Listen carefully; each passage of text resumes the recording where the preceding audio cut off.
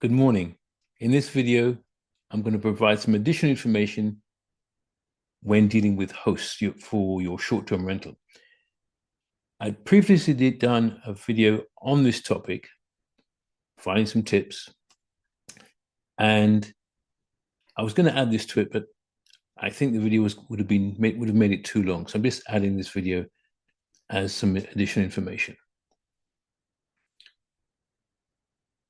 You're looking for your short-term rental, and you're coming to Canada maybe as an exploratory trip, or you're actually moving, and you're looking for that short-term rental.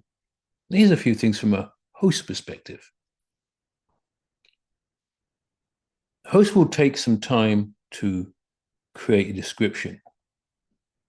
And I will tell you that in our experience, less than 10% of the inquiries that we have, people actually read that description completely. Most will look at the reviews and the price, and then start asking questions, which sometimes the answer is right there in the description. Now, hosts in general don't have, or the hosts that we've spoken to, don't have a problem answering questions about amenities and services provided if they want to elaborate, if the guest wants to elaborate and asking questions specifically about that. But asking questions about whether it exists or doesn't exist, and that information is already in the listing, creates more work for them. One of the other things that hosts are sometimes get a little peeved about is that someone will make an inquiry and it'll be hey, not hello John, good morning John, or whoever the person is, using their name, because as a host, their name is normally there, and sometimes there is normally a small bio on the host, not using their name, just hey, and then the question. Another thing I'll talk about, which sometimes causes some misunderstanding for guests, is that a guest will make an inquiry. The host will send out, after some to and fro communication, the host will send out an invitation to book.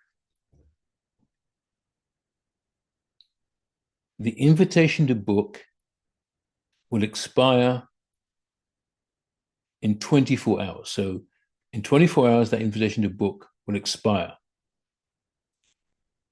The invitation to book does not block the room for you, or doesn't block the booking for you.